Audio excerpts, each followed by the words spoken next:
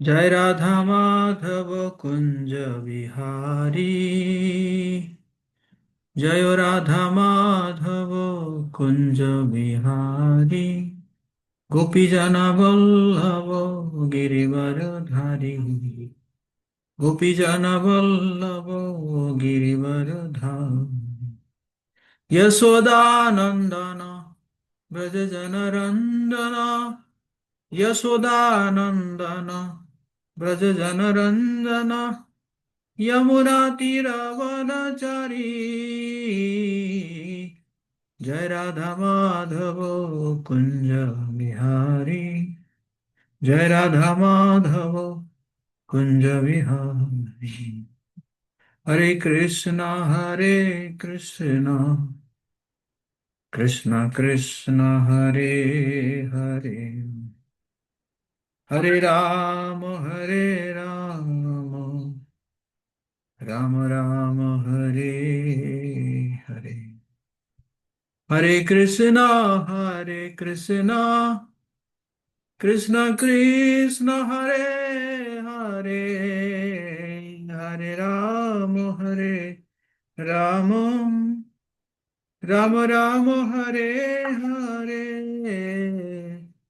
हरे कृष्णा कृष्ण कृष्ण हरे हरे, हरे राम राम राम हरे हरे। हरे कृष्णा कृष्ण कृष्ण हरे हरे, हरे राम राम राम हरे हरे।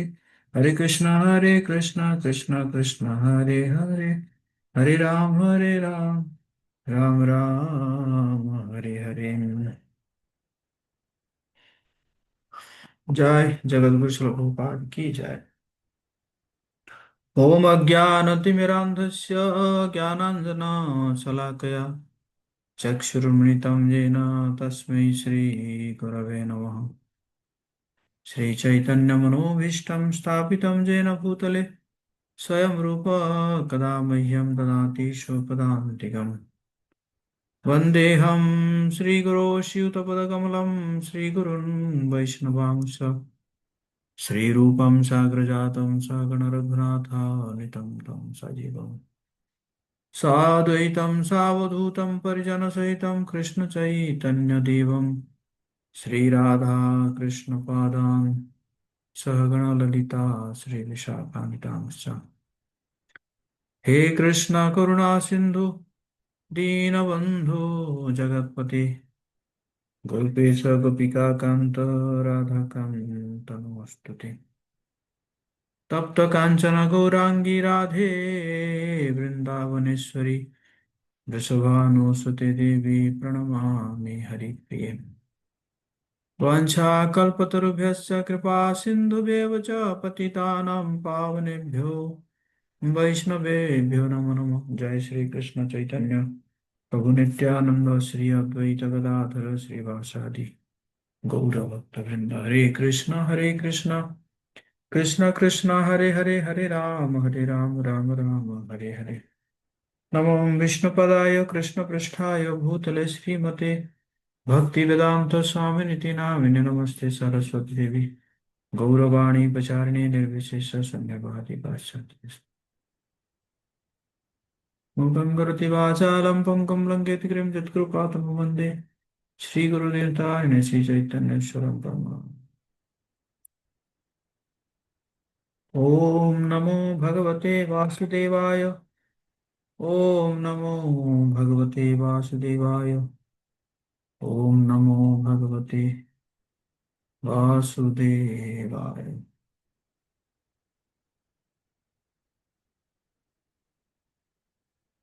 हरे कृष्णा। तो सभी का बहुत बहुत स्वागत है। आज दूसरा अध्याय, दूसरा दिन।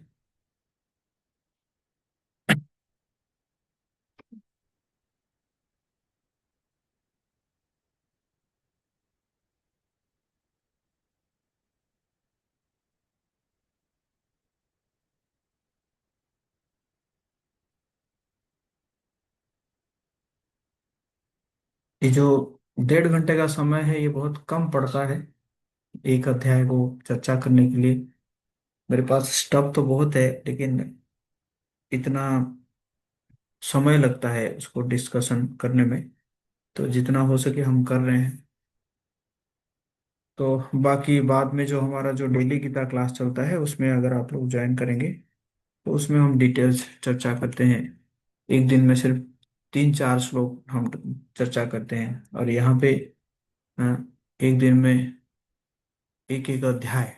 तो तो ये इसलिए ये ब्रीफ डिस्कशन होता है ये।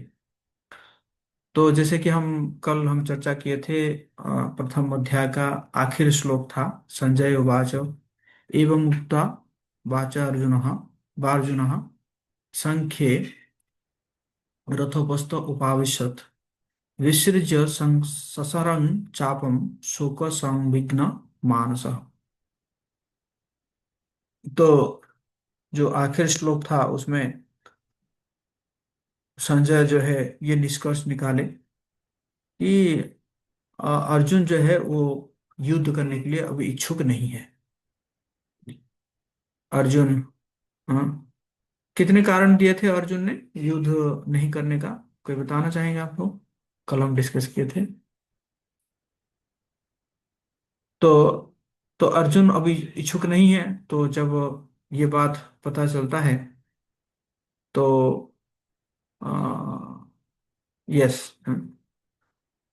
तो अर्जुन इच्छुक नहीं है। जब ये बात को सुनते हैं, धृतराष्ट्र सुनते हैं, तो धृतराष्ट्र जो है बहुत ही मतलब प्रसन्न हो जाते हैं कि चलो अब तो पांडव जो है राज्य त्याग कर देंगे। अगर अर्जुन युद्ध नहीं करेंगे तो पांडव भी युद्ध नहीं करेंगे, कि अर्जुन के बल पर ही लड़ाई हो रहा है मुख्य रूप से।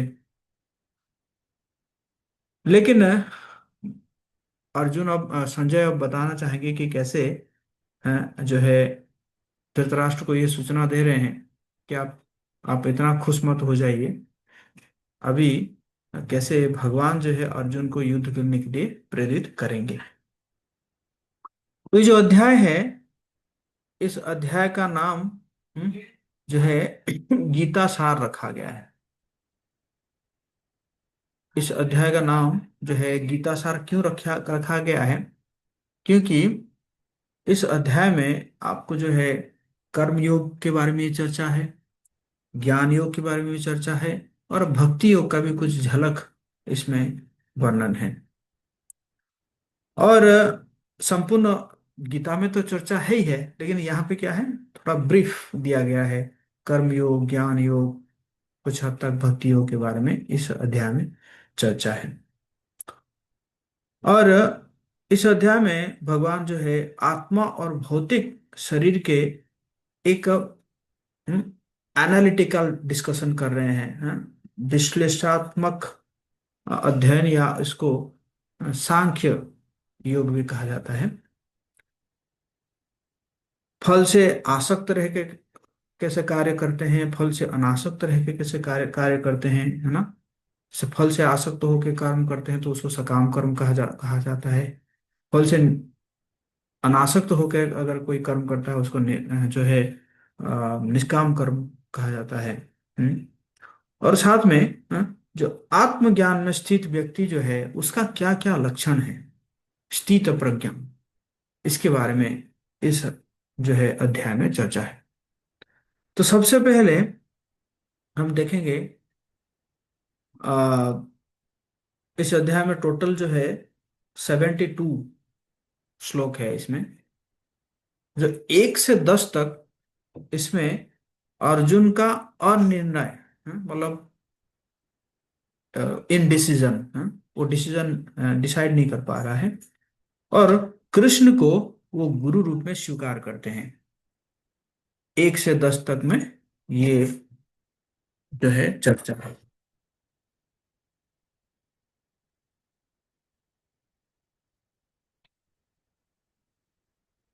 हम्म। तो सबसे पहले जो है 1 से 3 तक आ, कृष्ण द्वारा अर्जुन को डांटना। हम्म। तो हम देखते हैं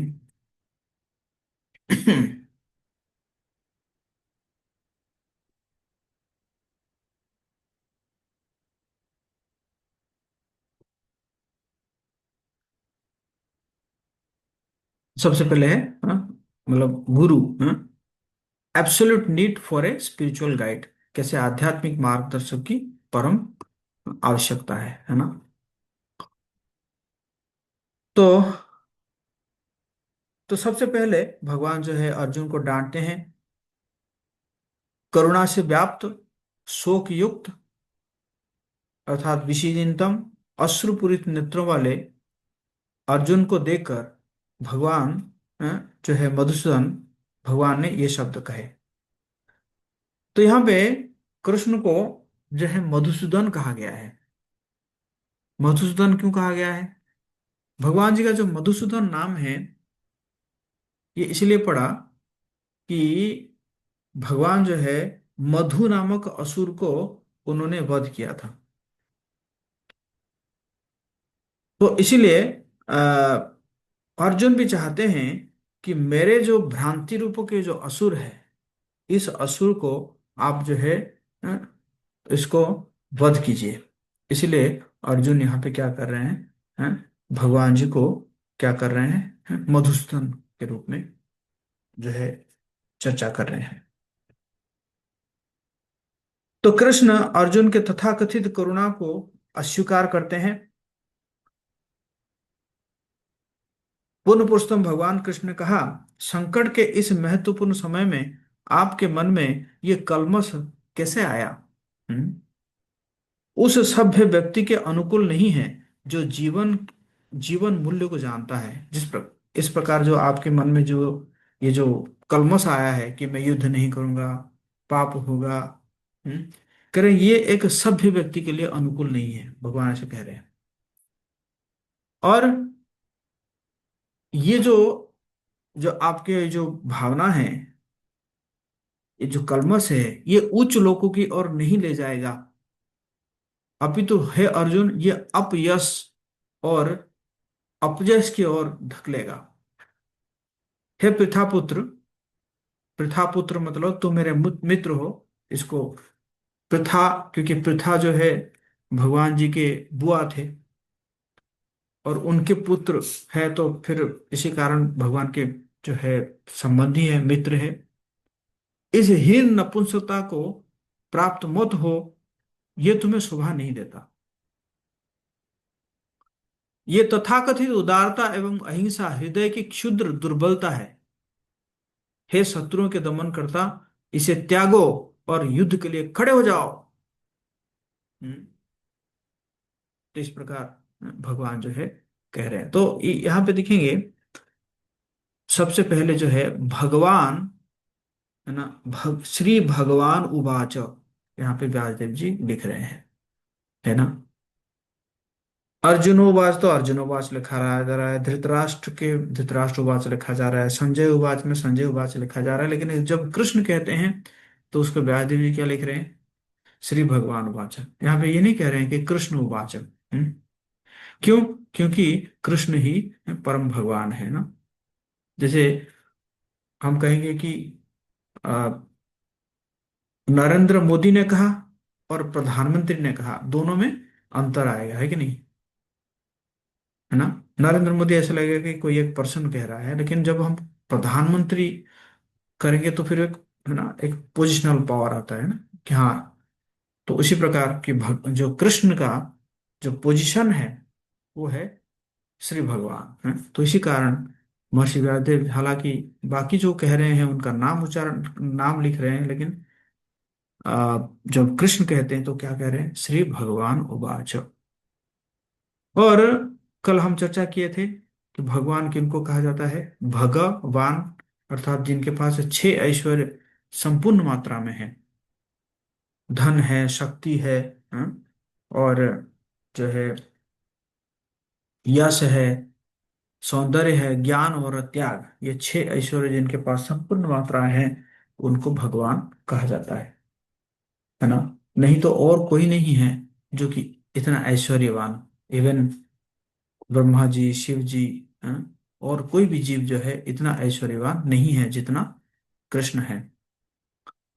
और इसी प्रकार हम कल भी चर्चा किए थे कि कैसे ब्रह्म संहिता में ब्रह्मा जी ही कह रहे हैं, ईश्वर परम कृष्ण सच्चिदानंद विग्रह, अनादिरादि गोविंद सर्व कारण कारण। और यहाँ पे एक शब्द व्यवहार हुआ है, व्यवहृत हुआ है, आर्यन करके व्यवहृत हुआ है। आर्यन का मतलब क्या है? आर्यन का मतलब है कि जो जीवन के मूल्य को जानता है उसको आर्यन कहा जाता है। आध्यात्मिक मूल्य और भौतिक बंधनों से मुक्ति के आधार पर संस्कृति बनाता है। कायरता अनार्यों को शोभा नहीं देती है ना।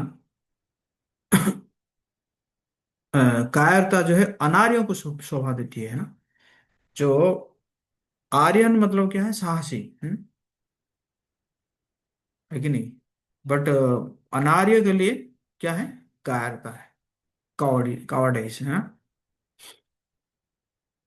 और उसके बाद फिर 4 से 6, ये 3 नंबर श्लोक तक हो गया। 4 से 6 में देखेंगे हम अर्जुन के अन्य संदेह तथा विभ्रांति। हम्म, तो चौथा नंबर श्लोक में अर्जुन कह रहे हैं, हे शत्रुहंता, हे मधुसूदन, मैं युद्ध भूमि में किस तरह भीष्म तथा द्रोण जैसे पूजनीय व्यक्तियों पर उलट कर बाण चलाऊंगा। हम्म, भीष्म है, द्रोण है, भीष्म पितामह उनके देखा जाए तो मतलब उनके गोदी में सोया करते थे। द्रोणाचार्य से उन्होंने सारा युद्ध विद्या सीखे थे, और उनके ऊपर मैं कैसे बाण चलाऊंगा? तो कहने का मतलब है वरिष्ठ जो है सदैव सम्मान्य होते हैं, उसी प्रकार अर्जुन कह रहे हैं। और यदि वो कभी अप्रिय व्यवहार भी करे तो उनके साथ वाग युद्ध भी नहीं करना चाहिए। ये तो सामान्य शिष्टाचार है कि नहीं? शिष्टाचार है ये। तो इसलिए कह रहे हैं अर्जुन भगवान जी को कह रहे हैं अरिशुदना। अरिशुदना मतलब जो, अरि मतलब क्या है? शत्रु है, शत्रुओं को जो मारने वाला है। तो कह रहे हैं कि हालांकि आप शत्रुओं को मारते हैं, लेकिन आपने कभी जो है उग्रसेन या संदीपनी मुनि को मारेंगे क्या? उग्रसेन मतलब कौन हुए? भगवान के पितामह। और जो है संदीपनी मुनि हुए भगवान के गुरु। हे शत्रुहंता, भगवान भगवान को कह रहे हैं कि अरिसुदन, आप कभी ऐसे करेंगे? और आप मुझे कह रहे हैं कि ये सब काम करने के लिए।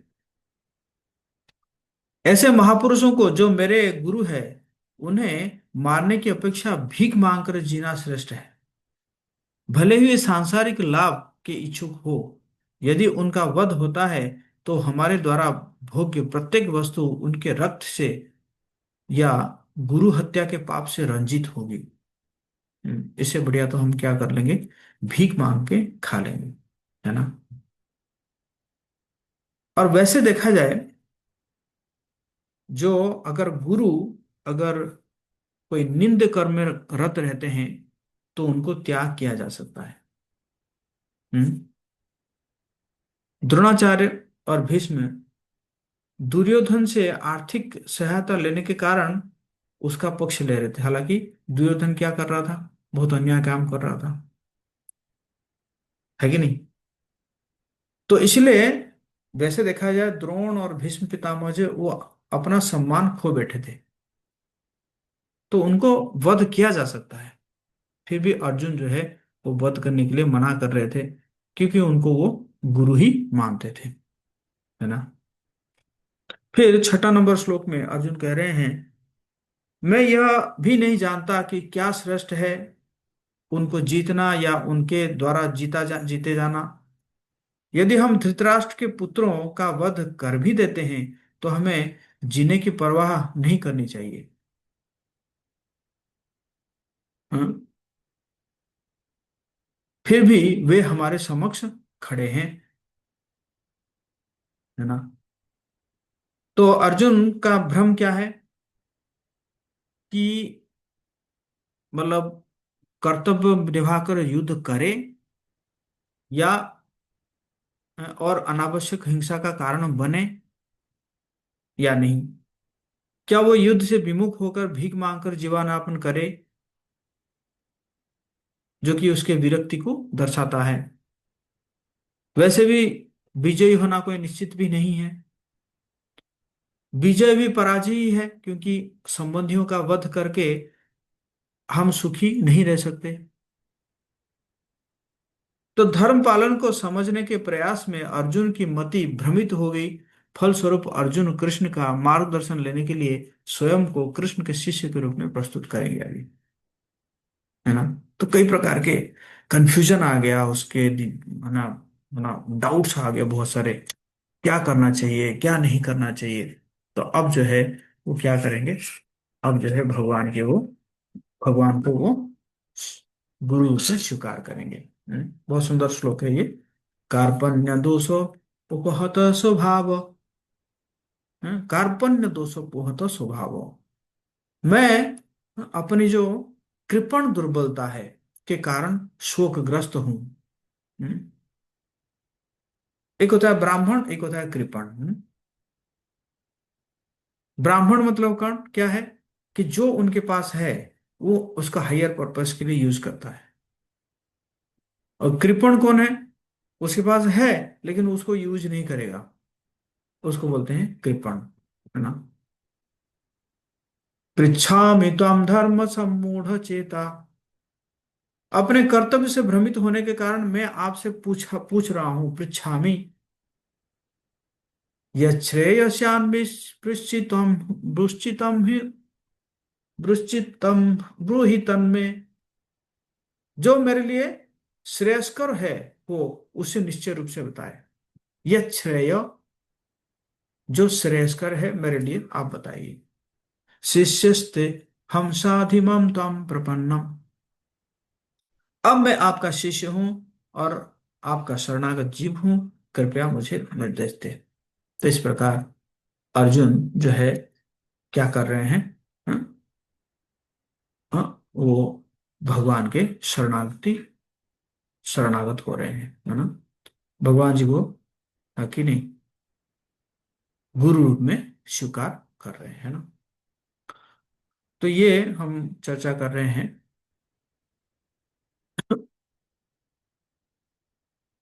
तो जब संकट संकट नियंत्रण जिसमें असमंजस है, हम्म, तो फिर व्यक्ति क्या करता है, शरणागति होता है ना। मतलब जब संकट नियंत्रण मतलब उसमें असमंजस रहेगा और शरणागत भी रहेगा ना। असमंजस जिसे हमने चर्चा किया, कर्तव्य का पालन करूं या ना करूं, उचित क्या है, विजय या पराजय, है ना। तो ये यहाँ पे शिक्षा क्या है, आसक्ति के कारण व्यक्ति सही गलत में भेदभाव करने की क्षमता खो देता है। जैसे अर्जुन का जो आसक्ति है भीष्म पितामह के प्रति या द्रोण के प्रति या बाकी लोगों के प्रति आसक्ति के कारण वो ये मतलब भेदभाव नहीं कर पा रहे हैं कि सही क्या है वो गलत क्या है ना। और शरणागति ना, शरणागति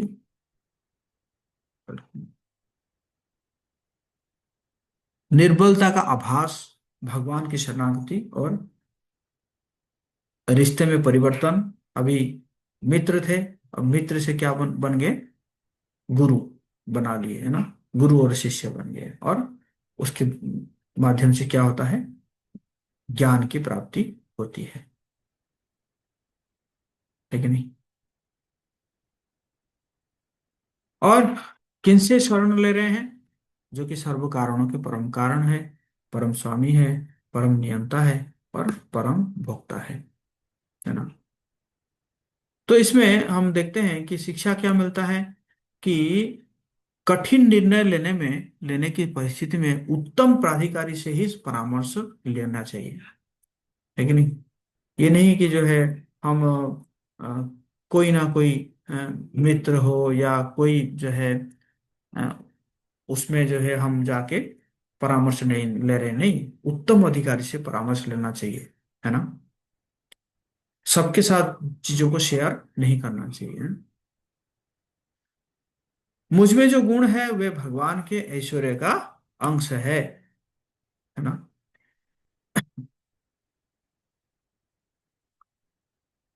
तो अब तक क्लियर है आप लोगों को, यस और नो। आप लोग चैट बॉक्स में लिख सकते हैं, यस और no, yes no, no yes.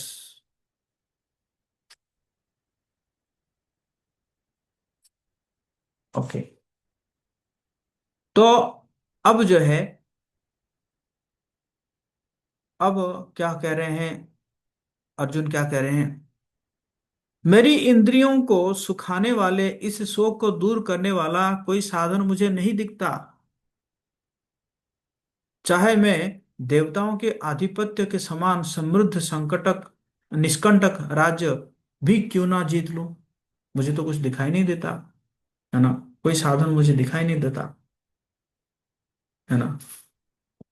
तो एक्चुअली जो जीवन के क्लेशों को सुलझाने और समाधान को समझने के लिए गुरु के पास जाना आवश्यक है। और अर्जुन समझ गए कि उनका तथाकथित ज्ञान, बहुत ज्ञानी थे अर्जुन, है ना। आप देख रहे हैं कि पिछले अध्याय में जो भी वो चर्चा कर रहे थे सारे वेदों से ही चर्चा कर रहे थे ना। तो तथाकथित ज्ञान है, धन है। मैंने जैसे पिछले अध्याय में चर्चा किया था कि उनको धनंजय कहा जाता था। धनंजय क्यों कहा जाता था? क्योंकि वो धन इकट्ठा करते थे बड़े बड़े यज्ञ के लिए। भौतिक सुविधाएं उसकी उनकी समस्या का निराकरण करने में व्यर्थ है। इसलिए वो कृष्ण के साथ मित्रतापूर्ण बातों को बंद करना चाहते हैं और कृष्ण कृष्ण का शिष्य बनना चाहते हैं, क्योंकि उन्हें कृष्ण से श्रेष्ठतर कोई और नहीं दिख रहा है जो कि उनको ये सब समाधान दे सकते हैं, है ना। तो इसी प्रकार जब इस प्रकार जो है संकट आता है, क्लेश आता है, तो उस समय आपका आपका ज्ञान, आपका धन, आपका भौतिक सुविधाएं, ये सब कोई काम नहीं आएगा। आप देखे होंगे बड़े बड़े व्यक्ति जो है वो कैसे सुसाइड करते हैं, है ना। आप आप चाहे डिस्ट्रिक्ट मजिस्ट्रेट ले लो, एसपी ले लो, है ना, और बड़े बड़े लोग जो है, बड़े बड़े फिल्म स्टार है, आईआईटियन तो एक बन गया है, ट्रेंड बन गया है। मतलब हर एक दो महीने में एक एक आईआईटी स्टूडेंट जो है वो सुसाइड करेगा ही करेगा, है ना। आईआईटी, आईआईएम, है ना। तो क्या करना चाहिए? उसी प्रकार गुरु के पास जाना चाहिए, एक अच्छा जो परामर्श दाता है के पास, उच्च अधिकारी के पास जाना चाहिए। जिस प्रकार अर्जुन को भी इसी प्रकार आया था। तो धृतराष्ट्र जो है अब जानकर बहुत खुश हो रहे हैं, चलो बढ़िया है, अर्जुन जो है युद्ध नहीं करना चाहते हैं, है ना। अब तो निष्कंटक बिना युद्ध जो है मेरे बेटों को जो है राज्य मिल जाएगा, है ना। इस प्रकार धृतराष्ट्र बहुत खुश हो रहे हैं सुन के, हैं। तब शत्रुओं का दमन करने वाला अर्जुन ऋषिकेश कृष्ण से बोले, हे गोविंद, मैं युद्ध नहीं करूंगा, और चुप हो गए। तो यहाँ पे अर्जुन को परंतप कहा गया है ना। परंतप मतलब क्या है? शत्रुओं को दमन करने वाला। तो परंतप क्यों कहा गया है?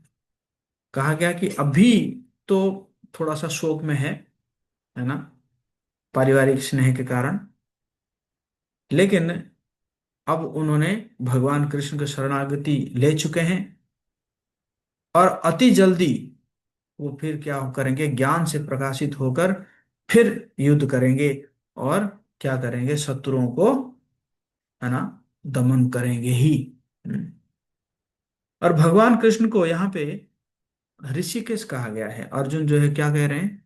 ऋषिकेश। ऋषिकेश का मतलब क्या है? जो कि इंद्रियों के स्वामी, वो कहा जाता है ऋषिकेश। अर्थात अर्जुन जो है, आ, कृष्ण अब अर्जुन की युद्ध करने की बुद्धि को प्रकट करवाएंगे।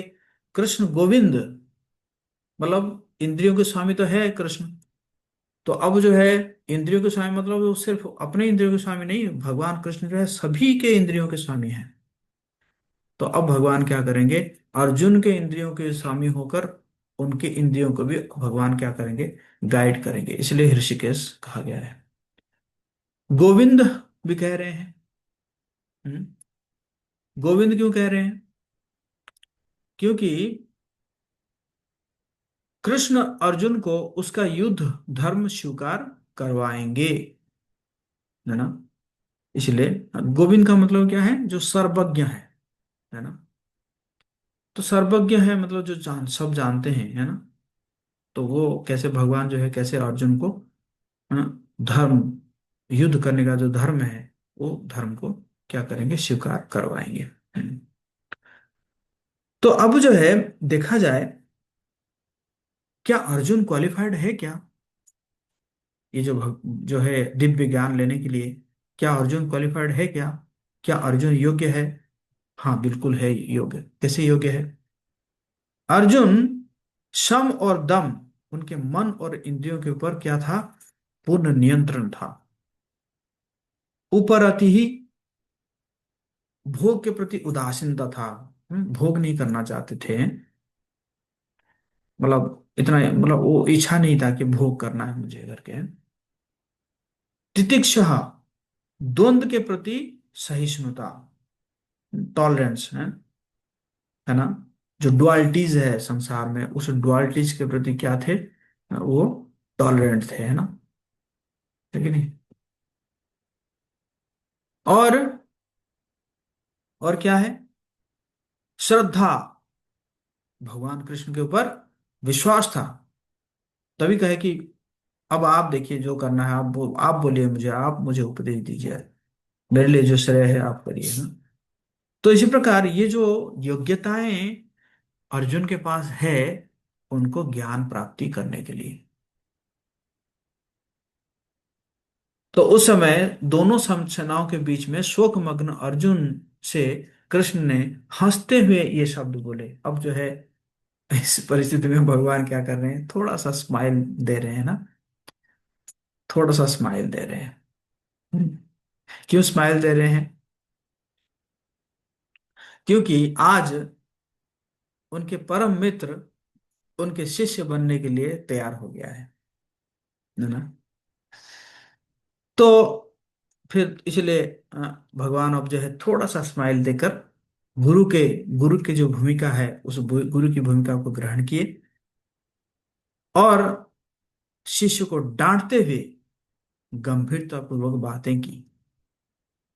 पहले ऋषिकेश अर्जुन के प्रति प्रेम के कारण उनके शब्दों से नियंत्रित थे, और अब अर्जुन के हित के लिए प्रेम के कारण ही अर्जुन के मन के वो नियंत्रक बन गए, है ना।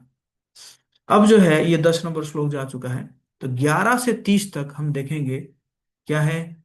ज्ञान या सांख्य योग के बारे में चर्चा होगा, जिसमें भगवान जो है शरीर और आत्मा, इसके बीच में, है ना, जो एनालिसिस, एक एनालिटिकल डिस्कशन करेंगे, है ना। शरीर और आत्मा, या इसको कह सकते हैं पदार्थ या आत्मा, है ना, मैटर एंड स्पिरिट। तो इस जो ये जो 11 से 30 तक, इसका एसेंस क्या है? इसका एसेंस ये है, कृष्ण अर्जुन की पहली चिंता को संबोधित करते हैं, जिसके कारण वो युद्ध नहीं करना चाहते थे।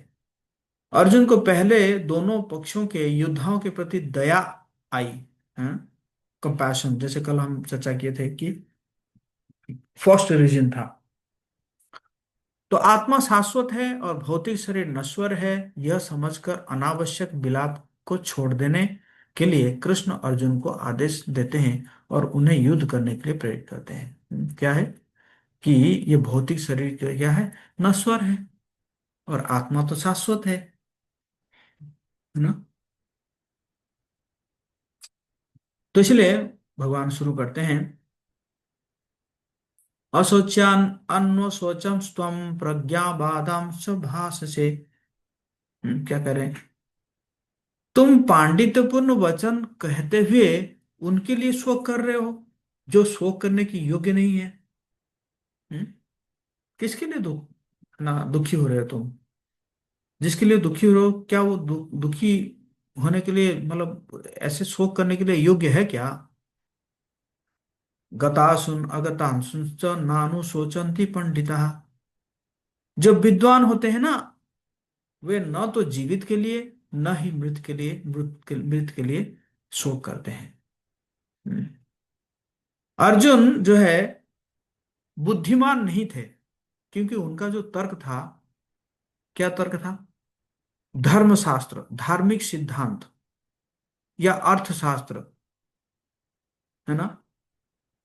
मतलब जो धर्मशास्त्र है वो अर्थशास्त्र से बड़ा होता है। लेकिन वो जानते नहीं थे कि ज्ञान शास्त्र, पदार्थ, आत्मा और दोनों के नियामक के ज्ञान और भी श्रेष्ठ है।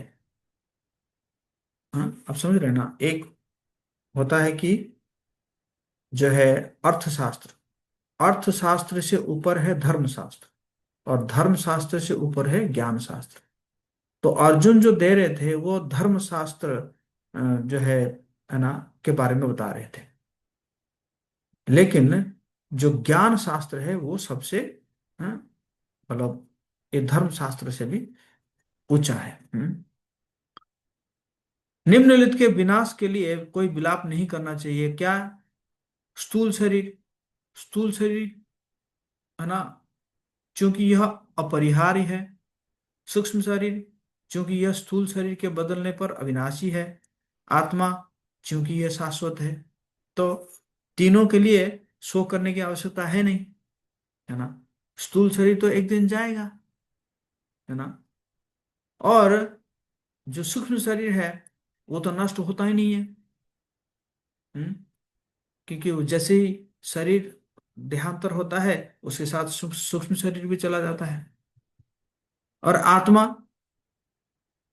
आत्मा तो शाश्वत है, उसके लिए क्या दुख करना है। तो जो आप तुम दुखी हो रहे हो, दुख कर रहे हो जिसके लिए, क्या वो शोक करने के योग्य है? यही भगवान उनको पूछ रहे हैं। 12 नंबर श्लोक। सभी व्यक्तियों का अस्तित्व भी शाश्वत है।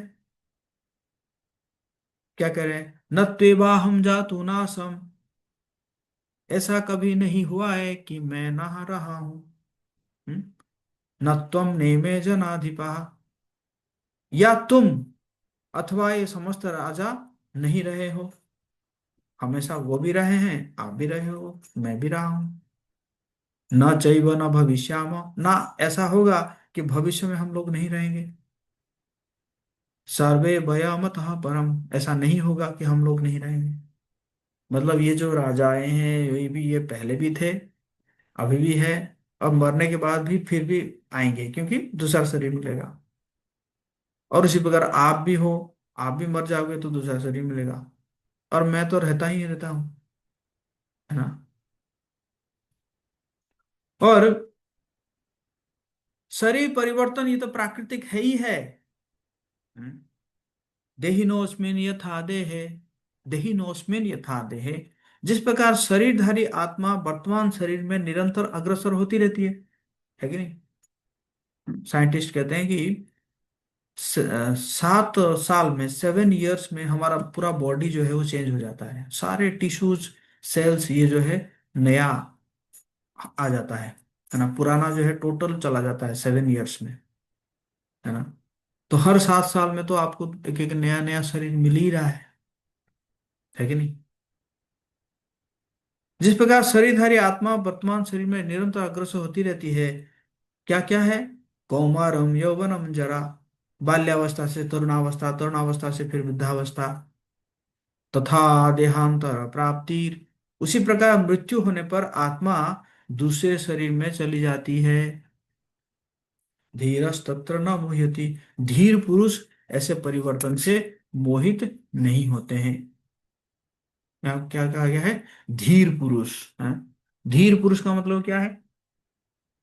जो जानता है आत्मा क्या है, परमात्मा क्या है, और भौतिक और आध्यात्मिक प्रकृति में उसका उत्तम ज्ञान होता है, उसको बोलते हैं धीर पुरुष, है ना।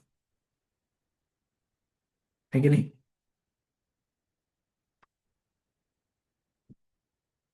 तो एक व्यक्ति को देहांतर से प्रसन्न होना चाहिए, क्योंकि उसे नई शक्ति वाला नया शरीर मिलता है। आगे जाके भगवान बताएंगे कि क्योंकि ये शरीर जो है कपड़े जैसा है ना, जैसे, है ना, कोई भी आप में से कोई अगर नया कपड़ा पहनेगा, पहन के मेरे सामने आएगा, तो मैं खुश होऊंगा कि दुखी होऊंगा? खुश होऊंगा ना। तो इसी प्रकार जब शरीर परिवर्तन होकर नया शरीर मिल रहा है, फ्रेश, न्यू शरीर मिल रहा है, तो उसमें तो बल्कि खुश होना चाहिए। ऐसे शरीर परिवर्तन से जीव में किए किए कर्म के अनुसार नाना प्रकार के सुखों उपभोग या कष्टों का लेखा हो जाता है। भीष्म द्रोण सज्जन पुरुष होने के नाते आध्यात्मिक शरीर अथवा कम से कम स्वर्गिक शरीर तो प्राप्त होंगे ही। अतः अतः दोनों दशाओं में शोक करने का कोई कारण नहीं है। तो भगवान कह रहे हैं कि जब ये भीष्म है, द्रोण है, धार्मिक तो थे ही है, तो इसीलिए उनको तो अच्छा शरीर मिलेगा। तो फिर आपको दुखी होने की क्या आवश्यकता है ना? है कि नहीं?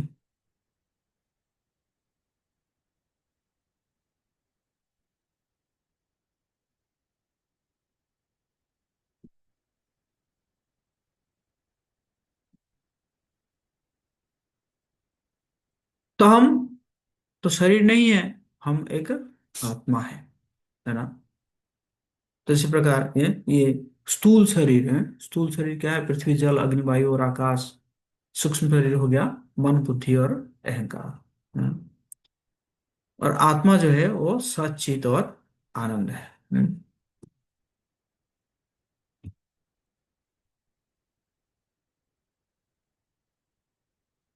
ये तो हो सकता है कि अर्जुन कहेंगे कि आपकी बात तो ठीक है, ये शरीर चला जाएगा, दूसरा शरीर मिलेगा, लेकिन ये जो शरीर है ना, अभी जो शरीर है, मैं तो इसी शरीर से आसक्त हूं, है ना? तो फिर उनसे विरह के कारण शोकग्रस्त हूं, इसलिए मेरा मन और इंद्रियां जल रहे हैं।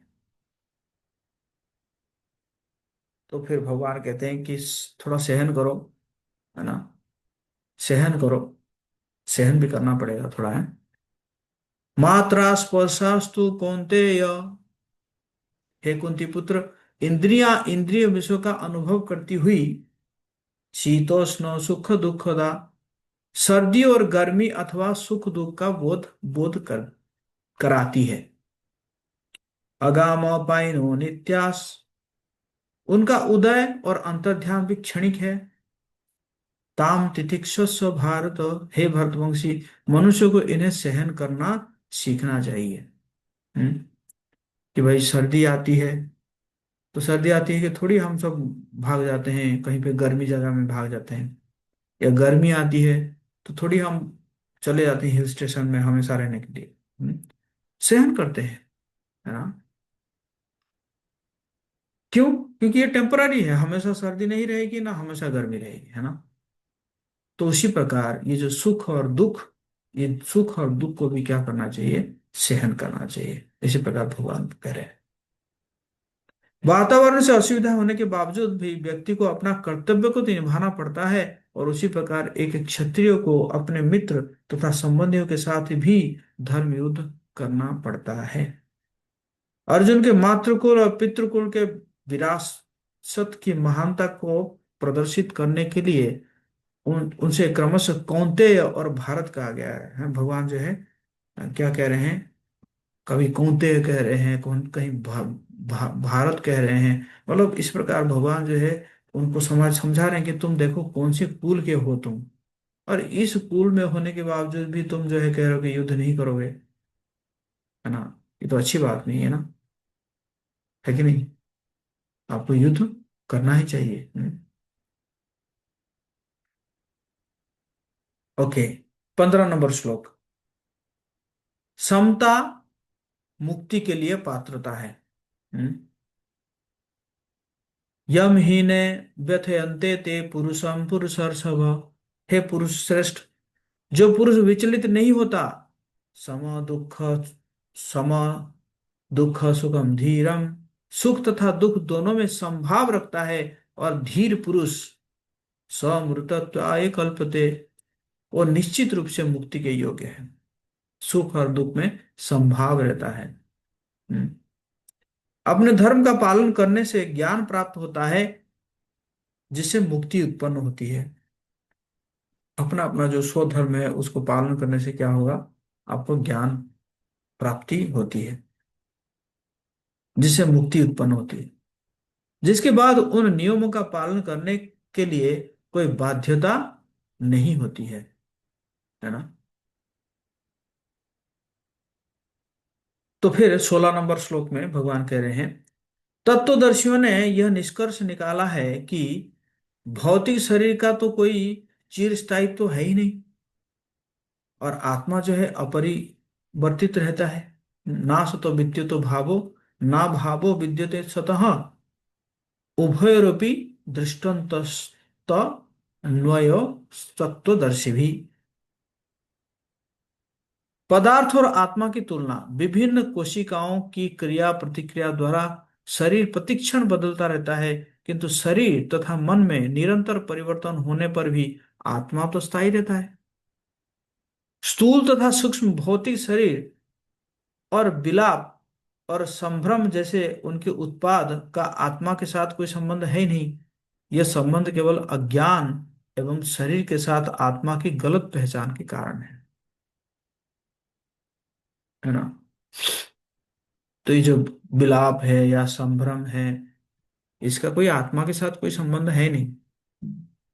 ये सिर्फ अज्ञानता से उत्पन्न होता है। फिर 17 नंबर में भगवान कह रहे हैं कि आत्मा जो है वो अविनाशी है। आत्मा पूरे शरीर में व्याप्त है। उस अभेद्य आत्मा को कोई नष्ट नहीं कर सकता।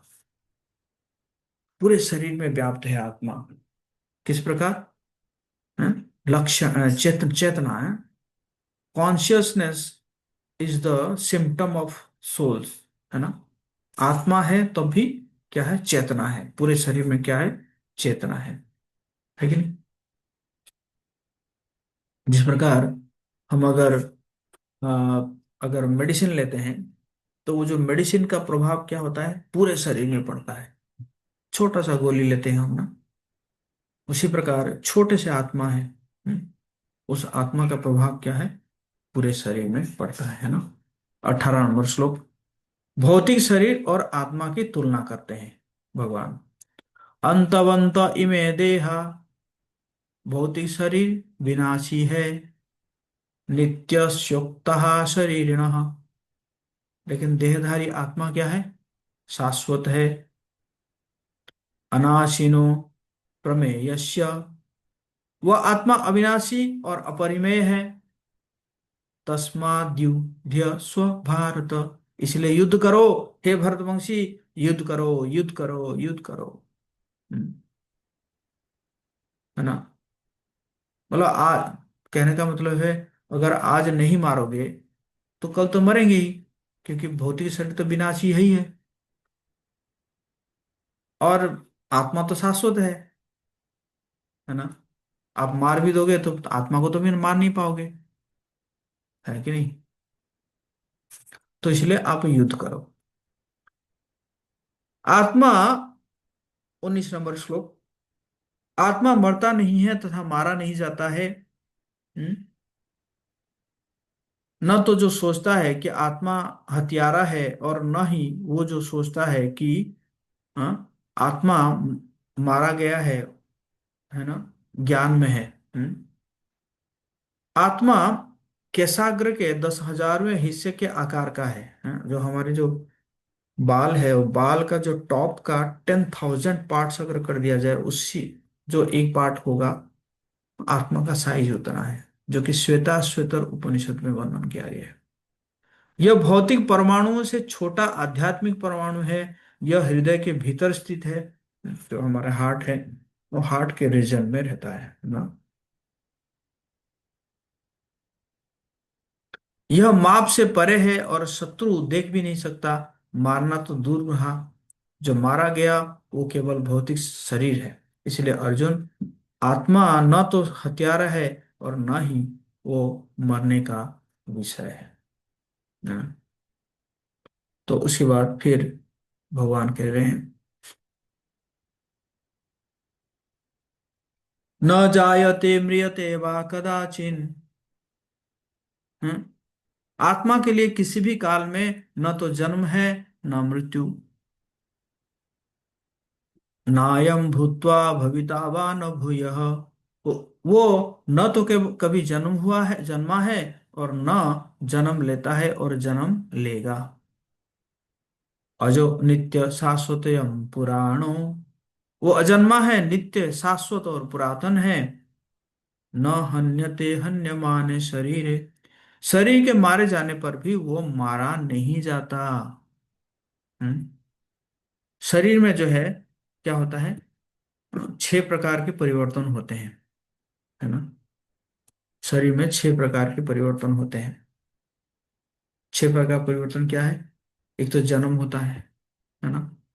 जन्म होने के बाद फिर, है ना, कुछ देर तक जो है वैसे ही रहता है, फिर उसके बाद फिर डेवलप करता है ना। उसके बाद फिर बाई प्रोडक्ट आता है। हम्म। उसके बाद फिर धीरे धीरे क्षीण हो जाता है और फिर मृत्यु होती है ना। तो इस प्रकार इसको बोलते हैं, है ना, 6 प्रकार के परिवर्तन है। और फिर भगवान कह रहे हैं, आत्मा के उपस्थिति के साक्ष्य है near death experience, out body experience, पुनर्जन्म, है ना, सामान्य बोध। ये सब पहले हम उसमें चर्चा करते हैं, डिस्कवरी और सेल्फ में। मैं अपने शरीर को हानि पहुंचाकर अथवा उसका विनाश करके कष्टों से मुक्ति नहीं पा सकता, है ना। जो कष्ट है वो कष्ट तो मिलेगा ही है। और आप कहेंगे कि मैं शरीर को नष्ट करके जो है मिल जाएगा, है ना, तो ऐसा कभी होता ही नहीं है कि नहीं।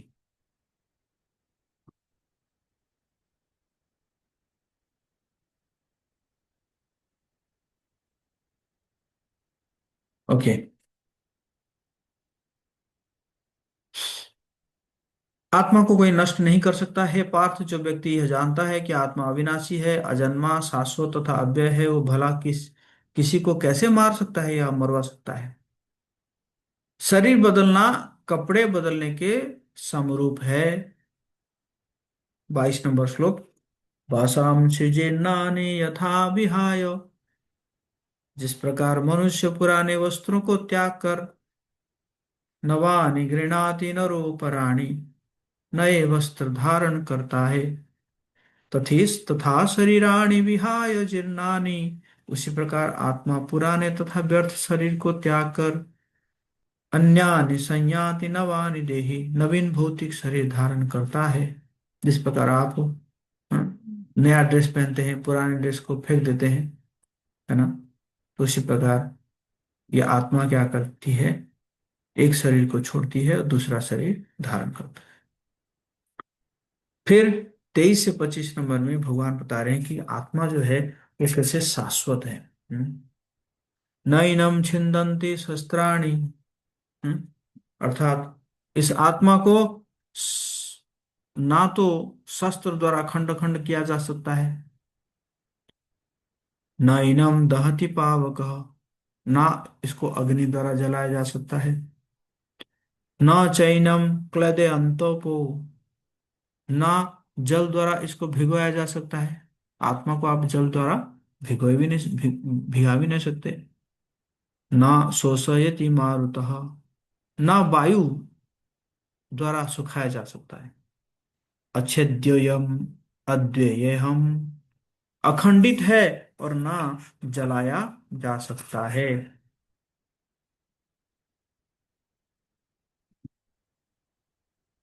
अक्लेद्यो स्वस्य एव च, अघुलनशील है और ना तो सुखाया जा सकता है। नित्य सर्वगतः स्थाणु, स्थिर है और सनातन है। अव्यक्तोयम चिंतोयम, यह आत्मा अव्यक्त अकल्पनीय है। अविकार्यो यमुच्यते, अपरिवर्तनीय है। तस्मादेवं विदिन प्रेम्यम, अतः यह जानकर नानुशोचितुम अर्हसि, तुम्हें शरीर के लिए शोक नहीं करना चाहिए, है ना। तो भगवान कृष्ण अब क्या करते हैं, अपने राय और शास्त्र निष्कर्ष प्रस्तुत किए कि आत्मा के लिए क्या विलाप क्यों नहीं करना चाहिए। अब दूसरे अध्याय का 26 नंबर में भगवान जो है भौतिक दृष्टि के अनुसार अन्य और दृष्टिकोण भी प्रस्तुत करेंगे, जो कि आत्मा के अस्तित्व को स्वीकार करते हैं। कुछ लोग भी है, नहीं नहीं हम नहीं मानते कोई आत्मा वात्मा है करके, हम तो बस इसी शरीर को मानते हैं, है ना। जो उन्हें जानने के बाद कोई भी कृष्ण के दृष्टिकोण को की सराहना कर सकता है, जिसे वो 2.27 में दोहराते हैं। अन्य विचारधारा क्या है, और यदि आपको लगता भी है कि आत्मा तो हमेशा जन्म लेती है, अगर ऐसा आपको लगता है और हमेशा के लिए मर भी जाती है, तो भी आपके पास शोक करने की कोई कारण नहीं है महाबाबू। आप अगर सोच रहे हैं कि भाई नहीं, आत्मा तो बार बार जन्म लेती है, तो ठीक तो है, मर जाएगा तो दूसरी बार जन्म लेगा, तो क्या प्रॉब्लम है इसमें, है? फिर जो है 27 नंबर श्लोक में कह रहे हैं, अपरिहार्य जन्म मृत्यु चक्र जातस्य हि ध्रुव मृत्यु, जिसने जन्म लिया है उसकी मृत्यु सुनिश्चित है। ध्रुवम जन्मामृतस्य च, मृत्यु के पश्चात पुनर्जन्म भी निश्चित है। तस्माद ही अपरिहार्य, अतः अपने कर्तव्य पालन में न तुम शोचितुम और हंसी, तुम्हें शोक नहीं करना चाहिए, है ना। तो अपने कर्तव्य का पालन न करते हुए वह स्वजनों की मृत्यु को रोक नहीं सकता, और यदि वो अनुचित कर्तव्य पथ का चुनाव करे तो उसे नीचे गिरना होगा। पूर्व में अनुपस्थित इंद्रियों पर, इंद्रियों और शरीर के साथ आत्मा का संयोजन जन्म है। हम्म? जन्म क्या है, अनुपस्थित इंद्रियों और शरीर के साथ आत्मा का संयोजन जन्म है। इंद्रियों के साथ उस शरीर और आत्मा का वियोजन क्या है, मृत्यु है। अच्छे और बुरे कर्मों से जन्म और मृत्यु की उत्पत्ति होती है ना।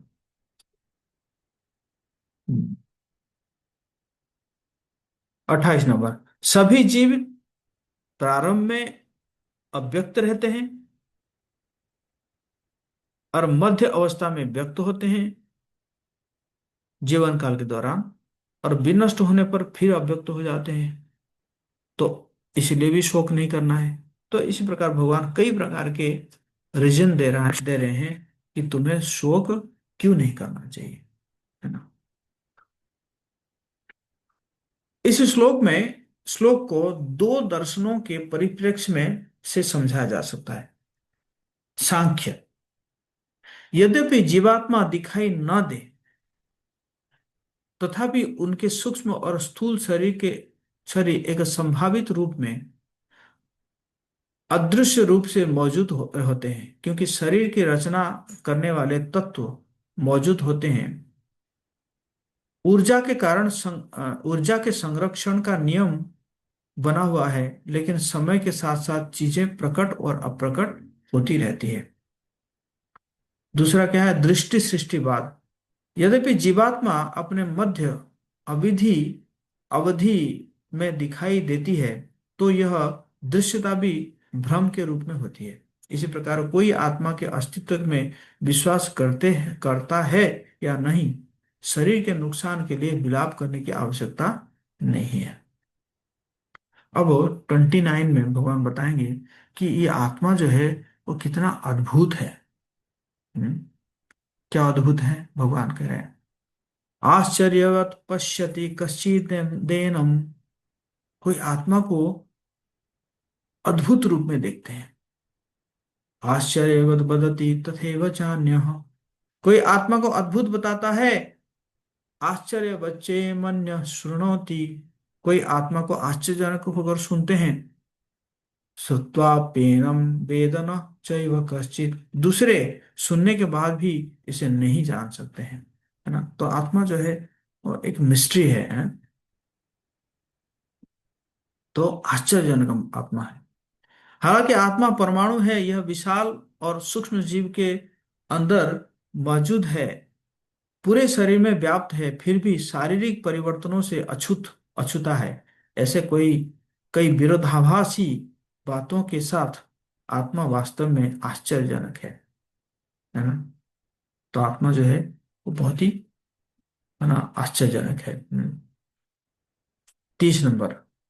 तो निष्कर्ष क्या निकला? जो आत्मा शरीर में रहती है उसे कभी नहीं मारा जा सकता है। हे भरतवंशी, इसलिए आपको किसी भी जीवित प्राणी के लिए विलाप करने की आवश्यकता नहीं है। अब तक कृष्ण ने अर्जुन को लड़ने के लिए प्रेरित करने के लिए आत्मा के विज्ञान को समझाया। अभी आप देख रहे थे कि हमेशा आत्मा के बारे में बार बार बात कर रहे थे। इस ज्ञान में निष्ठा विकसित करने के लिए अब कृष्ण लघु सिद्धांतों को बोलते हैं, जो व्यक्तिगत इच्छाओं के साथ कार्य करने करके भौतिक लाभ का वादा करते हैं। अब जो है भगवान क्या करें, थोड़ा सकाम कर्म के बारे में कहेंगे, है ना। तो ये जो अभी 31 से 37 तक क्या चलेगा, सकाम कर्म, है ना। सकाम कर्म निर्धारित कर्तव्यों का पालन करने से आनंद मिलता है। तो ये जो सब सेक्शन है 31 से 37 तक, इसका सार क्या है? तो अर्जुन ने पहले ही तर्क दे दिया कि यदि वो विजयी होते हैं तो भी कोई आनंद नहीं होगा। तो भगवान कहते हैं कि यदि अर्जुन अपनी लड़ाई का धर्म निभाते हैं तो विजय या पराजय दोनों में ही आनंद क्रमशः पृथ्वी या स्वर्ग होगा। भगवान कह रहे हैं, अरे नहीं नहीं नहीं, अगर तुम जीत जाओगे तो पृथ्वी मिल गया तुम्हें, और हार जाओगे, मर जाओगे तो कहाँ जाओगे, स्वर्ग जाओगे। तो आपके हाथ में तो दोनों हाथ में लड्डू है।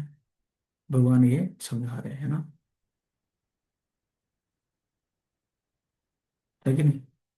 वे युद्ध करने के लिए इस तरह के कर्तव्य को छोड़ने में समस्याओं पर भी चर्चा करते हैं। इसी विधि को सकाम कर्म या कर्म कांड कहा जाता है।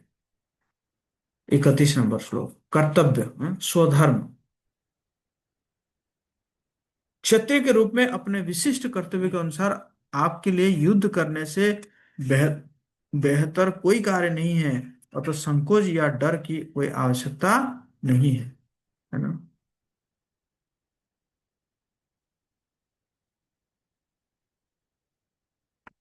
तो आपके लिए युद्ध करने से बेहतर और कोई कार्य नहीं है, आपको जो है युद्ध ही करना चाहिए। अच्छा, गंतव्य क्या होगा? गंतव्य स्वर्ग होगा। हे पार्थ, सौभाग्यशाली वे क्षत्रिय है जिनके लिए इस तरह के धार्मिक युद्ध के अवसर स्वतः आ जाते हैं, जो कि स्वर्ग के दरवाजा खोलते रहते हैं, है ना। ये जो धर्म युद्ध आपको करने के लिए मिला है, ये बहुत ही रेयर लोगों को मिलता है ना। और इसको करने से आपको स्वर्ग प्राप्ति, स्वर्ग के दरवाजा खुला रहेंगे। तो पूर्व वर्णित आत्मा की अमरता के सिद्धांत अनावश्यक हिंसा की अनुशंसा नहीं करता है। एक क्षत्रिय के रूप में अर्जुन के अयोग्य राजाओं को खत्म करने के महान कारण के लिए कर्तव्यनिष्ठ युद्ध एक धार्मिक हिंसा है, जिसे परमेश्वर द्वारा अनुमोदित किया गया है। किसी धार्मिक युद्ध में मारने या मारे जाने से स्वर्ग मिलता है, नरक नहीं, है ना। अगर, है ना, धार्मिक युद्ध है और उसमें अगर कोई मर जाता है तो कहाँ जाता है, स्वर्ग जाता है, नरक नहीं जाता है ना। लेकिन यदि अगर आप अगर युद्ध नहीं करते हैं तो आपको अपने कर्तव्य की उपेक्षा करने के लिए पाप लगेगा। अगर युद्ध अगर नहीं करेंगे तो, क्योंकि आप अपना ड्यूटी नहीं कर रहे हैं, तो क्या मिलेगा, आपको पाप मिलेगा, है ना, पाप लगेगा। और क्या होगा, अपयश होगा, अकीर्ति होगा, है ना। तुम योद्धा के रूप में भी अपना यश खो दोगे, और लोग सदैव तुम्हारे अपयश का वर्णन करेंगे। सम्मानित व्यक्ति के लिए अपयश तो मृत्यु से भी बढ़कर है ना। आपका बहुत अपयश होगा, और अपयश जो है देखा जाए तो मृत्यु से भी माना बढ़कर है, जो सम्मानीय व्यक्ति के लिए है ना, है ना। हम्म। तो 35 और 36 में निंदा, है? जिन महान योद्धाओं ने आपको बहुत माना, वे आपको यह सोचकर तुच्छ समझेंगे कि आपने युद्ध के मैदान को केवल डर कर छोड़ दिया। अगर आप नहीं युद्ध करेंगे, आप तो इसी हिसाब से कर रहे हैं कि मुझे बड़ा दया है, ये लोग मर जाएंगे, है ना। लेकिन बाकी लोग तो नहीं समझेंगे ना। वो क्या सोचेंगे कि अरे देखो, डरपोक अर्जुन का है क्या, भाग गया, है ना, युद्ध से पहले ही भाग गया, है कि नहीं। तो इससे क्या होगा, है ना, इससे जो है निंदा, आपकी जो है अपयश कम हो जाएगा ना, मतलब अपयश बढ़ेगा, हाँ? आपके विरोधी आपकी क्षमता की आलोचना करते हुए कई निर्दयी शब्द बोलेंगे, आपके लिए और अधिक पीड़ायुक्त क्या हो सकता है। अगर आप युद्ध नहीं करेंगे तो क्या होगा, आपके बारे में बहुत कुछ उल्टा सीधा बोलेंगे, है ना। वो जो है, that will be more painful, है ना। अभी अगर आप युद्ध जो है नहीं करेंगे तो वो और पेनफुल होगा युद्ध करने से, है ना। यहाँ कृष्ण बताते हैं कि दुर्योधन और कर्ण जैसे योद्धा यह नहीं सोचेंगे कि अर्जुन ने भाइयों और पितामहों के लिए करुणा से युद्ध के मैदान को छोड़ दिया है। ये तो नहीं समझेंगे। जैसा कि उन्होंने पहले कहा था, केवल यह सोचेंगे कि वो जीवन के डर से भाग गया, है ना। तो वो ये नहीं सोचेंगे कि ये युद्ध क्यों नहीं किया है ना, दया के कारण नहीं किया है, ऐसा नहीं सोचेंगे, है ना। और इसमें क्या है, किसी भी तरह से तुम्हारा लाभ होगा। तुम अगर युद्ध में मारे जाओगे तो स्वर्ग प्राप्त करोगे, और जीत जाओगे तो पृथ्वी के साम्राज्य को भोग करोगे। अतः दृढ़ संकल्प करके खड़े हो जाओ और युद्ध करो, है ना। भौतिक लाभों के लिए काम करने के बाद बारे में वर्णन करने के बाद अब कृष्ण जो है परिणामों के प्रति लगाव के बिना ज्ञान में काम करने की व्याख्या करेंगे। अर्थात अब जो है भगवान क्या करेंगे, निष्काम कर्म के बारे में चर्चा करेंगे, है ना। तो ये जो निष्काम कर्म है, अभी तक आप लोगों को क्लियर है? यस और नो? यस और नो?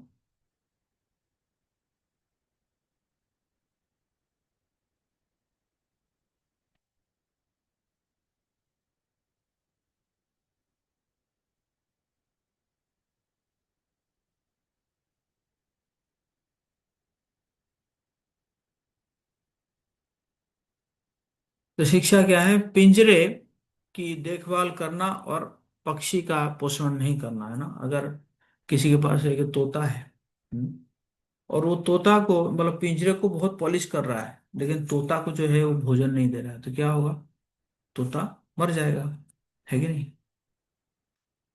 तो इस प्रकार हमारा शरीर के प्रति कर्तव्य है, जो कि परिवार का पोषण और वहाँ नौकरी करते हैं, जिसको हम स्वधर्म कहते हैं। और आत्मा के प्रति कर्तव्य क्या है, भगवान श्री कृष्ण का नाम जप और भगवत गीता का पाठ करना। ये क्या है, सनातन धर्म है ना।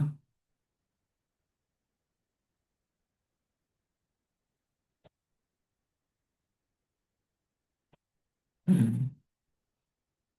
तो अब जो है, ये 38 नंबर से 53 नंबर तक ये चलेगा बुद्धि योग या निष्काम कर्म योग, इसको कह सकते हैं ना। प्रतिक्रियाओं के बिना विरक्त कर्म, है ना। इसके बारे में चर्चा चलेगी अभी 38 से 53 तक। तो अनुभव का सार क्या है, इस सबसेक्शन का एसेंस क्या है। पाप की प्रतिक्रियाओं के डर से अर्जुन युद्ध से बचना चाहते थे। कृष्ण ने उन्हें पहले ही बता दिया कि युद्ध के कर्तव्य से बचने से पाप लगेगा। अब इस खंड में कृष्ण बताएंगे कि कोई व्यक्ति फल से विरक्त रहकर कर्तव्य करके सभी प्रकार की प्रतिक्रियाओं से कैसे बच सकता है। अर्जुन को लड़ने के लिए प्रेरित करने के लिए कृष्ण ने पहले ज्ञान और फिर कर्म को समझाया। अब वो अर्जुन को ज्ञान और वैराग्य के साथ भगवान को अर्पित करके कर्म करने को कहते हैं। इस प्रक्रिया को संक्षेप में निष्काम कर्मयोग या कर्मयोग कहा गया है ना। तो सबसे पहले भगवान कह रहे हैं 38 नंबर श्लोक में कि कर्तव्य के रूप में युद्ध करो, है ना। इस रूप में, कर्तव्य के रूप में, है ना।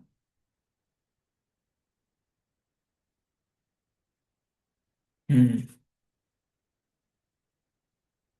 सुखे दुखे समय कृत्वा, तुम सुख या दुख में समभाव रहकर लाभा लाभो जया जयो, हानि या लाभ, विजय या पराजय, ततो युद्धाय युज्यस्य, युद्ध करने के लिए युद्ध करो। किसके लिए युद्ध करो? युद्ध करने के लिए युद्ध करो, कर्तव्य के रूप में। नैवम नैवम पापमवाप्स्यसि, ऐसा करने पर तुम्हें कोई पाप नहीं लगेगा, है ना। तो उसके बाद फिर बुद्धि योग के बारे में चर्चा हो रही है ना। बुद्धि योग। अब तक मैंने शरीर और आत्मा का विश्लेषणात्मक विवरण दिया है। हे पार्थ, अब बुद्धि योग के बारे में मुझे मेरे से सुनो। जब आप इस योग में अपनी बुद्धिमत्ता का संलग्न करते हैं तो आप कार्य के बंधन से मुक्त हो जाएंगे। हम्म। आचार्य ने समझाया है कि इस अनुभाग में बुद्धि योग, कर्म योग या भक्ति योग, भक्ति योग दोनों को इंगित करता है। बुद्धि योग जो है कर्म योग और भक्ति योग दोनों को इंगित करता है। श्लोक जैसे 10.10 और 18.57 में बुद्धि योग शब्द केवल सर्वोच्च भगवान के लिए भक्ति योग को इंगित करता है। और 40 नंबर श्लोक है, बहुत इंपॉर्टेंट श्लोक है, जिसमें कह रहे हैं नेहा विक्रमो नाशोस्ति प्रत्यवायो न विद्यते, इस प्रयास में कोई नुकसान या कमी नहीं है ना।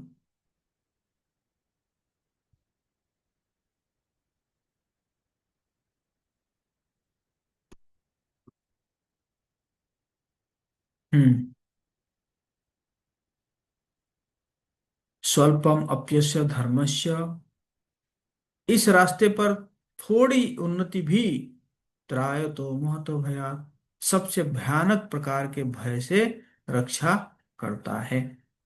थोड़ी सी, है ना। जैसे आप सुने होंगे, अजामिल के बारे में सुने होंगे ना।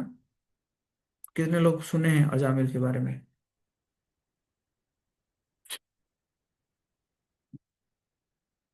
हम्म। तो अजामिल जो है, उसने क्या किया था, अपने बेटा का नाम जो है नारायण रख लिया था, है कि नहीं।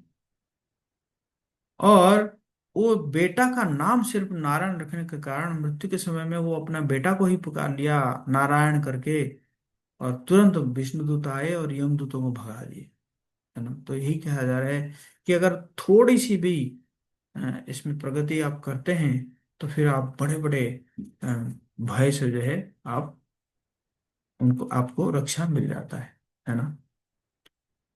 फिर 41 से 46 तक व्यवसायत्मिक बुद्धि और वैदिक कर्म कांड के बारे में चर्चा है। 41 नंबर श्लोक। व्यवसायत्मिका बुद्धि एके कुरु नंदन बहुशाखा अनंताश्च बुद्धयो व्यवसायिनाम, जिनके पास एकाग्र बुद्धि है वे प्रयोजन में दृढ़ होते हैं और उनका उद्देश्य एक है गुरु नंदन। जो दृढ़ प्रतिज्ञ नहीं है उनकी बुद्धि अनेक शाखाओं में विभक्त रहती है ना। और फिर 42 से 43 नंबर श्लोक में कह रहे हैं अल्पज्ञानी मनुष्यों को मनुष्य वेदों के उन अलंकारिक के प्रति अत्यधिक आसक्त रहते हैं जो स्वर्ग की प्राप्ति, अच्छे जन्म, शक्ति इत्यादि के लिए विविध सकाम कर्म करने की संस्तुति करते हैं। इंद्रिय तृप्ति तथा ऐश्वर्यमय जीवन की अभिलाषा के कारण वे कहते हैं कि इससे बढ़कर कुछ भी नहीं है। जो कोई भोग और ऐश्वर्य से आसक्त है उसके पास एकाग्र बुद्धि नहीं होती, है ना। वो कंसेंट्रेट नहीं कर पाएगा अगर भोग विलास के प्रति उसका आसक्ति है तो, है ना। और इसी प्रकार 44 नंबर श्लोक भी भगवान वही कह रहे हैं। भोगेश्वर्य प्रसक्ता नाम तया पहत चेतसाम व्यवसायत्मका बुद्धि समाधान विधीयते। जो लोग इंद्रिय भोग भौतिक ऐश्वर्य के प्रति अत्यधिक आसक्त होने से ऐसी वस्तुओं से मोहग्रस्त हो जाते हैं, उनकी चेतना वासना और लालच द्वारा चुराई जा रही है। उनमें भगवान के प्रति भक्ति का दृढ़ निश्चय अथवा एकाग्र बुद्धि और स्थिर मन नहीं होता, है ना। क्या क्या करते हैं जो जो इंद्रिय भोग करते हैं, जो भौतिक ऐश्वर्य के प्रति अत्यधिक आसक्त रहते हैं, है ना, उनके लिए ये कहा जा रहा है। तो इसलिए 45 नंबर श्लोक, अतः वैदिक कर्मकांड से ऊपर उठो। वैदिक कर्मकांड में फंस मत जाओ, है ना? क्या कह रहे हैं? त्रैगुण्य विषय वेदा, वेदों में मुख्यतः प्रकृति के तीनों गुणों के बारे में वर्णन है। निस्त्रैगुण्य भव अर्जुन, हे अर्जुन इन तीन गुणों से ऊपर उठो।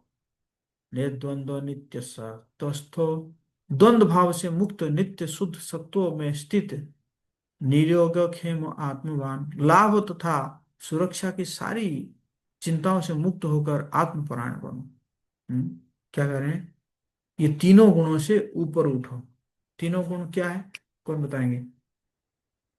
What are the three modes of material nature?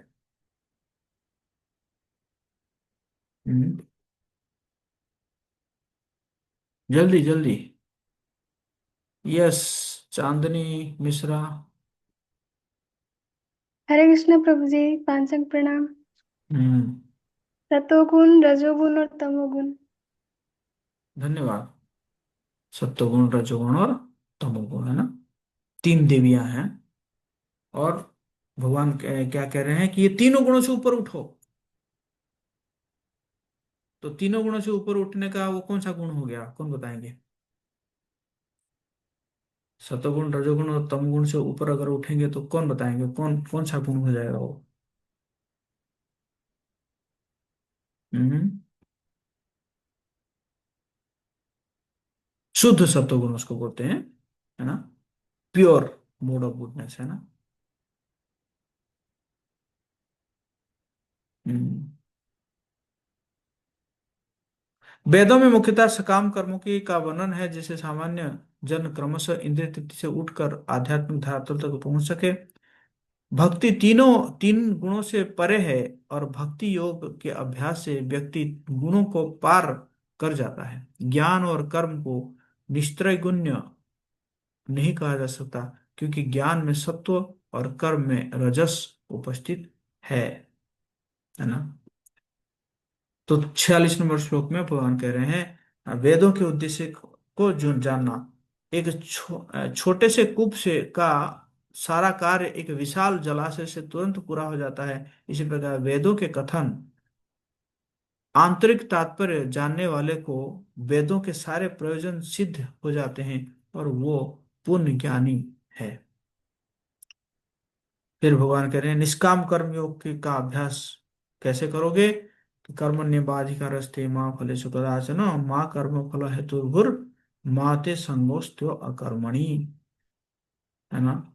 तुम्हें अपने कर्म करने का अधिकार है, किंतु कर्म के फलों के ऊपर तुम्हारा कोई अधिकार नहीं है। तुम न तो कभी अपने आप को अपने कर्मों के फलों के कारण मानो, न ही कर्म न करने में कभी आसक्त हो, है ना। यह सोचकर कि परिणाम तुम्हारे नहीं है, अथवा परिणामों के बंधन से भयभीत होकर, है ना। तो इस प्रकार जो है फल से विरक्त कर्तव्यपूर्ण कर्म करना चाहिए।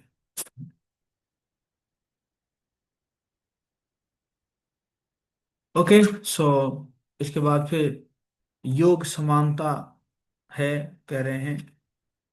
और फिर जो है आता है स्थित प्रज्ञ, मुक्त आत्मा के गुण क्या है, उसके बारे में आता है। तो उसमें अर्जुन बहुत सुंदर प्रश्न पूछ रहे हैं। कि जो है स्थित प्रज्ञ का क्या भाषा है, उनका लक्षण क्या है। किंग प्रभाषेत, है ना, कैसे बोलते हैं, स्थित प्रज्ञ कैसे बोलते हैं। किम आसीतः, कैसे बैठते हैं। और किम ब्रजेत, कैसे चलते हैं। तो चार प्रश्न पूछे अर्जुन ने। क्या क्या चार प्रश्न पूछे। स्थित प्रज्ञ का भाषा, पहला क्या है, उनका लक्षण क्या है। दूसरा है कैसे बोलते हैं। तीसरा क्या है, कैसे बैठते हैं। और चौथा क्या है, कैसे चलते हैं। तो ये चार क्वेश्चन पूछ रहे हैं ना। तो उसके उत्तर में फिर भगवान जो है स्थित प्रज्ञ के लक्षणों के बारे में बता रहे हैं, है ना। तो ये जो बहुत सारा है, मैं बस शॉर्ट में, क्योंकि समय हो चुका है, 5 मिनट में उसको करूंगा। जब मनुष्य इंद्रिय तृप्ति की समस्त कामनाओं का परित्याग कर देता है, हे पार्थ, मनोधर्म से उत्पन्न होने वाली और सब उसका मन आत्मा में संतोष प्राप्त करता है, परम तत्व का दास बनकर, तो वो शुद्ध विशुद्ध दिव्य चेतना को प्राप्त कहा जाता है, अर्थात स्थित प्रज्ञ कहा जाता है ना। तो इसी प्रकार स्थित प्रज्ञ जो है, अ, स्थित प्रज्ञ के द्वंद्वों के प्रति प्रतिक्रिया, इसके बारे में चर्चा है। और उन स्थित प्रज्ञ जो है वो इंद्रियों के ऊपर नियंत्रण रखता है ना। कैसे बैठता है, मतलब क्या है, उनका इंद्रियों के ऊपर कैसे नियंत्रण रहता है। और स्थित प्रज्ञ जो है, कहते हैं कि उत्तम रसों का जब वो ग्रहण करते हैं तो फिर निम्न रस को भूल जाते हैं, है ना। विवेकी पुरुष भी इंद्रियों से विचलित होते हैं, है ना। तो इसलिए योगी सावधान रहता है ना। इंद्रियां जो है विचलित कर देते हैं। और सिर्फ कृष्ण भक्ति से इंद्रियों के ऊपर नियंत्रण हो सकता है। अनियंत्रित मन की वजह से पतन के स्तर होता है। उसमें बहुत सुंदर भगवान जो है 8 प्रकार के 8 स्टेजेस ऑफ फॉल डाउन बताते हैं। ध्यातो विषयान पुंसो संगस्ते सुपजायते संगात संजायते काम कामात क्रोधा भिजायते क्रोधात भवति सम्मोह सम्मोहात् स्मृति विभ्रम स्मृति भंगसात् बुद्धिनाशो बुद्धिनाशात् प्रणश्यति। ये तो ध्याय तो, ध्यान करने से, चिंतन करने से आसक्ति आएगा, आसक्ति से काम आएगा, काम से क्रोध आएगा, क्रोध से मोह आएगा, मोह से फिर स्मरण शक्ति नष्ट होगा, स्मरण शक्ति नष्ट होगा तो बुद्धि नष्ट हो जाएगा और फिर पतन हो जाएगा। इस प्रकार this is called 8 stages of fall down, है ना। और उसी प्रकार जो है स्थित प्रज्ञ कृपा प्राप्त करता है, समस्त राग द्वेष से मुक्त हो जाता है। और कृपा प्राप्ति का परिणाम क्या होता है, वो तीनों तापों से ताप उसके लिए नष्ट हो जाता है ना। इसलिए, है ना, जो भगवान से जुड़ा हुआ होता है उसका बुद्धि दिव्य होते हैं, और बुद्धि अगर दिव्य होते हैं तो उनका मन शांत होता है, मन शांत होता है तो वो सुखी भी होता है ना। और उसी प्रकार स्थित प्रज्ञ के दिन और रात्रि है। जो भौतिकवादी के लिए दिन है, स्थित प्रज्ञ के लिए रात है। जो भौतिकवादी के लिए रात है, स्थित प्रज्ञ के लिए दिन है। कहने का मतलब है, जब जब भौतिकवादी लोग भौतिक विषय में जग जाते हैं तो उस समय स्थित प्रज्ञ जो है आध्यात्मिकवादी वो सो जाते हैं ना। और जब भौतिकवादी लोग आध्यात्मिक चीज में सो जाते हैं, तो उस समय स्थित प्रज्ञ जो है वो जग जाता है ना। इसको बहुत सुंदर 69 वर्ष में भगवान कह रहे हैं ना। और उसी प्रकार जो है स्थित प्रज्ञ इच्छाओं से अनुत्तेजित रहता है। और स्थित प्रज्ञ के गुण, लास्ट श्लोक है, विहाय कामान्य सर्वान् पुमां सरति निस्पृह निर्ममो निरहंकार स शांतिम अधिगच्छति। जिस व्यक्ति ने इंद्रिय तृप्ति की समस्त इच्छाओं का परित्याग कर दिया है, जो इच्छाओं से रहित रहता है, अ, शारीरिक प्रतिपालन को छोड़कर, और जिसने सारी ममता त्याग दी है तथा अहंकार से रहित है, वही वास्तविक शांति को प्राप्त कर सकता है। और 72 स्थित प्रज्ञ गंतव्य क्या है। यह आध्यात्मिक तथा ईश्वरीय जीवन का पथ है। जिसे प्राप्त करके मनुष्य मोहित नहीं होता। यदि कोई जीवन के अंतिम समय में भी इस तरह स्थित हो तो भगवत धाम को प्राप्त होता है। इस प्रकार से भगवत धाम को प्राप्त हो जाता है। हरे कृष्णा कृष्णा कृष्णा हरे हरे, हरे राम राम राम हरे हरे। तो मैं आप लोगों को फीडबैक फॉर्म दे रहा हूँ।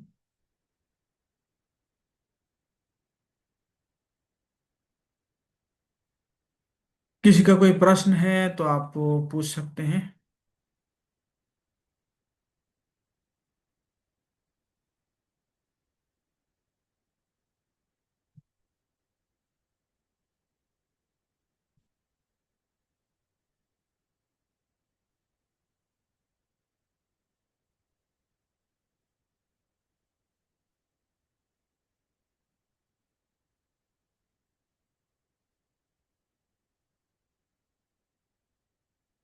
जी, ये फीडबैक फॉर्म भर दीजिए।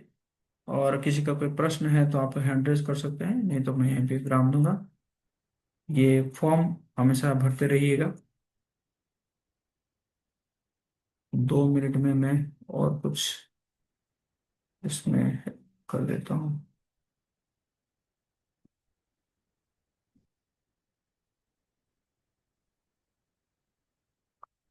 कष्ट ये संकेत देते हैं कि जीवन शैली में कुछ असंतुलन है। कृपया ध्यान दें और जीवन की को संतुलित करें। और सर्वोत्तम रस का स्रोत क्या है? श्रीमद् भगवत गीता, है ना। हानिकारक विचारों से सावधान रहे क्योंकि यह क्रूर योजनाओं में परिवर्तित होकर पाप कर्मों का रूप ले लेते हैं। Okay. Okay. Yes, Umesh Singh ji कुछ पूछना चाहते हैं? अनम्यूट करके बोलिए।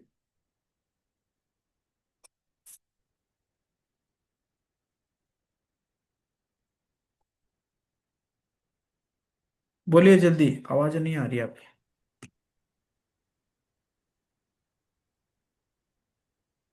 हरे कृष्णा।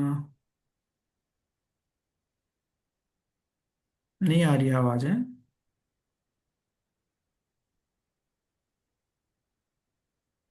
ठीक है, आप मुझे व्हाट्सअप कर सकते हैं या चैट बॉक्स में लिख के दे सकते हैं। तो हम यहीं पे विराम देंगे। बहुत बहुत धन्यवाद आप सभी भक्तों का। जगत गुरु श्रील प्रभुपाद की जय।